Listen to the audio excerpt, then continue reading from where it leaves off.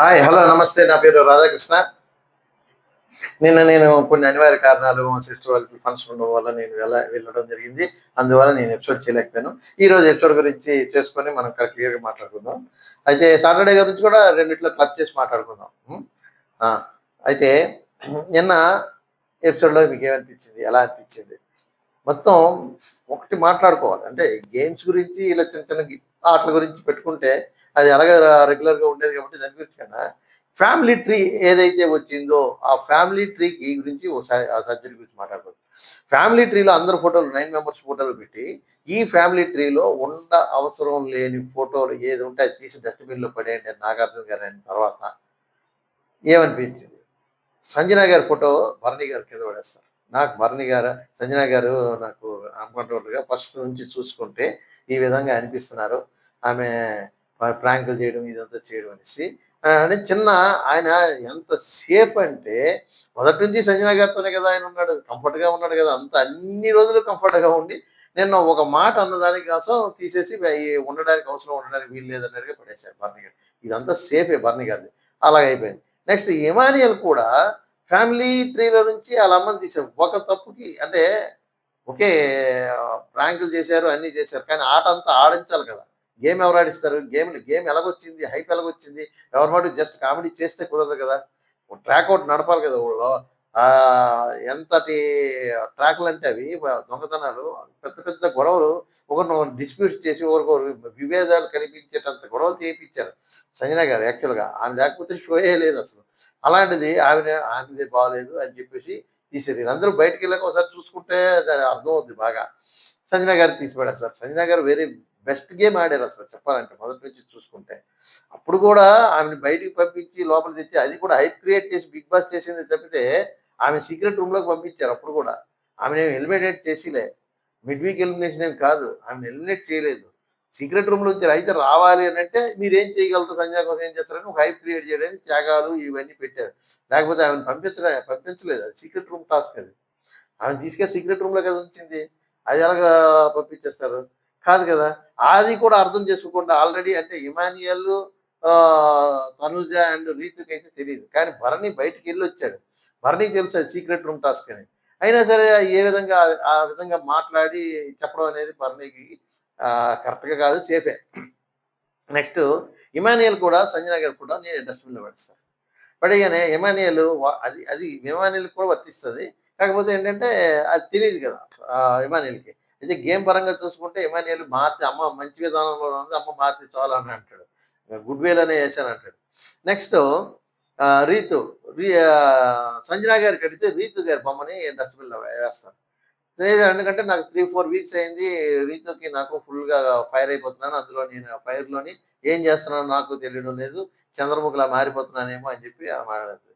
Next Tanuja అందరూ దగ్గర 9 మెంబర్స్‌లో 6 మెంబర్స్ సంజన గారి ఫోటోని డస్ట్‌బిన్‌లో ఏస్తారు. ఏస్తే అది ఎంతటి పైకి లేపిందంటే సంజన గారికి, ఈ వీక్‌ని చూడండి ఆమె గ్యారంటీ టాప్ 5 గ్యారంటీగా వెళ్తుంది. ఓట్లు పడతాయి. ఎందుకంటే శనివారం నాడు ఆమెనే ఫుల్‌గా రోస్ట్ చేశారు. నేను ఎళ్ళిపోతానన్నదాన్ని సాటర్‌డే నాడు. మీరందరూ చూసే ఉంటారు సాటర్‌డే ఎపిసోడ్. ఎందుకు? నేనైతే సారీ చెప్పను. I stand by word. ఈ వర్డ్ మీద నేనుంటాను అని సంజన గారు ఆ విధంగా చెప్పడం. రీతు అని చేస్తున్న పని తప్పు అని చెప్పి అంటే షోకి ఇది కాంట్రాక్ట్ అవ్వదు. షోకి ఇది పనికిరాదు ఇది మాటలు. డెకోరం అంతా కూడా పోతున్నది షో తాలూకది. కనుక మీరు ఎటువంటి పరిస్థితుల్లో చెప్పాల్సిందంటే నేనెళ్ళిపోతాను. నువ్వెళ్ళిపోతే ఇంకా నీ మీద నింద బలం అవుతుంది. నువ్విక్కడ ఉండి క్లియర్ చేసుకొని వెళ్ళాలన్నట్టుగా నాగార్జున గారు ప్రెజర్ చేస్తే గాని ఆమె సారీ చెప్పలేదు. సారీ చెప్పలేదు. సరికదా ఈ రోజున మళ్ళీ రీతు తాలూకా ఫోటో తీసుకెళ్ళి నేను సారీ చెప్పాను గానీ, ఆమె తిరిగి నాకు సారీ చెప్పలేదు. తను కూడా అన్నది కదా నన్ను అని ఆమె చెప్తుంది. ఆ చెప్పే విధానం కూడా చాలా చక్కగా చెప్తుంది. అప్పుడు నాగార్జున గారైతే "ఇప్పుడు ఎలా ఉన్నావో చూడమ్మా ఎంత బాగా మాట్లాడుతున్నావో, ఎంత చక్కగా చెప్తున్నావో, పాయింట్స్ అన్నీ పెడుతున్నావు. నువ్వెందుకు ఇలా అనేసి నాగార్జున గారు కూడా అంటారు. అంటే అది రీతి చెప్పకపోవడం అది తప్పు. ఆ విధంగా మాట్లాడడం కూడాను. ఆ పనులు అంటే ఎవరి అవసరాలు ఎవరు నిల్చోవాలనుకుంటే ఎవరు ఏదో ఒక గేమ్ ప్లే చేయాలి కాబట్టి ప్లే చేస్తారు అవసరం కొద్దీ. అవి బాండింగ్స్ అనేవి ఆ రకంగానే ఉన్నాయి అందరివి. అయితే సంజన గారి బాండింగ్‌ని ఎవరు కూడా తప్పు పట్టడానికి లేదు. ఎందుకంటే తల్లి కొడుకులు ఆయన నాగార్జున గారు అంటారు ఆ మాట. మీ ఇద్దరి బాండింగ్ నువ్వు తలకు నూనె పెడుతున్నావు, అది చేస్తున్నావు అని అంటే నువ్వు ఏ విధంగా తీసుకుంటావు అని అంటే ఆయన అంటారు, నాకు బిడ్డతో సమానము మనిషి. అంత తల్లి ప్రేమను అందించిన దానిలో అనుమానించదగ్గది కాదు కదా! మిగతా వాటిల్లోని ఎవరైనా అనుమానించొచ్చు. భరణి గారు, దివ్య గారు దాంట్లోని చాలా మంది అనుమానిస్తారు. అదేవిధంగా రీతన్ను, పవన్, డీమన్ పవన్ అయితే విచ్చలవిడితనంగానే ఉందేమో అని చెప్పి చాలా సోషల్ మీడియాలో వైరల్ అవుతున్న ఎన్నో వీడియోస్ ఉన్నాయి. అలా కాదు కదా! అంటే చూడడానికి కూడా బాగుండాలి. ఫ్యామిలీ షో అని చెప్పి అనుకున్న తర్వాత ఇది చూడడానికి కూడా బాగుండాలి అనేది ఒక విధానం. అయితే ఈ డెకరామ్‌ని క్వెషన్ చేసిందనే సంజన గారికి సారీ చెప్పించారు. ఎందుకంటే అది పోతుంది, విలువ పోతుంది. బిగ్ బాస్ షో వాల్యూ పోతుందని సంజన గారితో షో చెప్పించారు. సారీ చెప్పించారు. అయితే నెక్స్ట్ ఈ రకంగా అయిపోయింది. తర్వాత సేవింగ్‌కొచ్చేకల్లా అందరిని సేవ్ చేసుకుంటూ వచ్చి దివ్యను అండ్ సుమన్ శెట్టి ఇద్దరిని నిల్చోబెడతారు. దివ్యకి పెట్టారు కదా వాల్కనాలు పెట్టి పోర్ చేయమంటారు. అది అది ఒక రకమైన లిక్విడ్‌ని. అది పోర్ చేయగానే బయటికి రెడ్ వచ్చింది, గ్రీన్ వస్తది. సుమన్ శెట్టి సేవ్ అయిపోతాడు. దివ్య ఎలిమినేషన్ అయిపోయింది. అయితే తనూజ అబ్బా! ఎంత సంతోషంగా ఉందో తనూజ విపరీతంగా. ఎందుకంటే మంచి రైవల్రీ 3 వారాల్లో ఎళ్తదనుకున్నాం, ఎళ్ళలేదు. ఇప్పుడు ఎళ్ళాల్సొచ్చింది.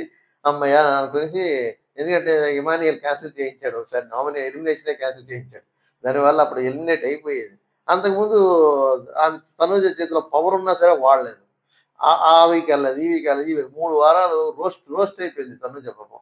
ఇదేంటి ఎళ్ళాల్సిన క్యాండిడేట్ ఎళ్ళకుండా మరి నా నెత్తి మీద తాండవం ఆడుతున్నదని. ప్రతిసారి అంటే చిన్న చిన్న టాస్కుల్లో కూడా గొడవలేసుకుంటున్నారు. ఇద్దరికీ పడలేదు. ఇప్పుడు ఎలిమినేట్ అయిపోయింది కాబట్టి ఆమె నెత్తిన పాలు పోసినట్టే హాయిగా ఉంది. నెక్స్ట్ అక్కడికొచ్చేకల్లా ఆమె బయటకొస్తది.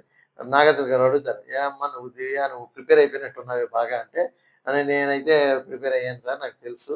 నేనింక వెళ్తానని" అయితంటే భరణి అంటాడు, "యోధురాలు బయటికెళ్ళిపోయింది" అనేసి అంటాడు. ఇంకంటే చచ్చినోడు కలిసి చారడేసి అన్నట్టుగా ఇంక బయటికెళ్ళిపోయిన తర్వాత ఇంకెన్నైనా పొగుడుతారు. ఇంట్లో ఉన్నప్పుడు మాత్రం "నువ్వు బయటికి రా, నీ వల్ల నా బాండింగ్ పోతున్నది, నీ ఇది పోతున్నది, అది పోతున్నది" అని సేఫ్ గేమ్ ఆడి సేఫ్ ప్లేయర్‌గా, అంటే ఆళ్ళ గురువు గారు చూడమన్నారు. ఎంతసేపు భరణి గారి జీవితాన్ని తప్పితే మరొకరితో రైవల్రీ లేదు.